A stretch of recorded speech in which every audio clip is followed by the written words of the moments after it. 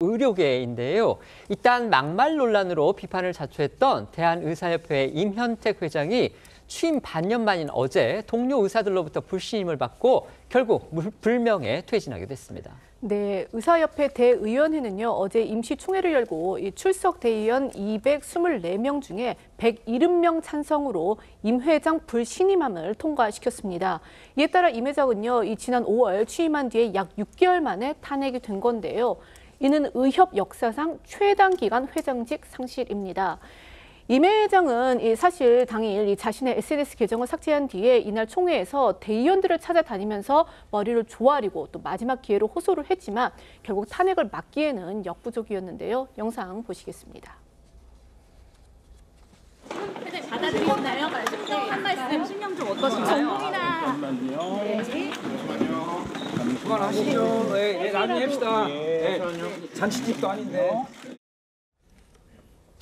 임 회장이 70%가 넘는 말 그대로 압도적 찬성으로 강제 퇴장당한 이유, 그간 이 지위에 맞지 않는 이른바 막말들 때문에 협회의 명예를 훼손했다. 이게 지금 탄핵파들의 주장이었습니다. 네, 임 회장은 앞서 SNS 등을 통해서 수차례 막말로 의사사회 내에서 입지가 좁아지고 있는 상황이었습니다. 7,500명의 의대생을 동시에 교육할 수 있다고 말한 장상윤 대통령실 사회수석을 겨냥해서 지난달 자신의 SNS에 정신분열증 환자 같은 소리라고 적었다가 의사가 조현병 환자를 비하했다는 역풍을 맞기도 했습니다. 또 업무상 과실치상 혐의로 재판에 넘겨진 의사에게 유죄를 선고한 판사의 신상을 공개하면서 이 여자 제정신이냐고 비판해서 물의를 빚거나 3년 전인 대한소아청소년과 의사회장 시절에는 민주당 강선우 의원을 향해서 미친 여자라고 발언했던 게 다시 논란이 돼 비판을 받은 적이 있는데요. 임 회장의 과거 막말 발언들 다시 영상으로 준비해봤습니다. 원래 십상시들 말은 달콤하게 이를 데가 없습니다. 대통령 주변 십상시들이 의사태 해결을 가장 어렵게 하고 있는 걸림돌이고요. 일부 십상시들은 국회까지 진출해서 이 상황이 오히려 더 악화됐죠. 저한테 미친 여자라고 한 거에 대해서 하실 말씀 있냐고요? 없어요? 예, 유감으로 생각합니다. 창원지법 판사에게 이 여자 제정신입니까? 했다가 고발당하셨고요.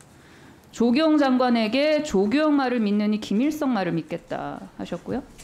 국민이 가진 헌법상의 표현의 자유의 영역에 생각된다고 생각합니다.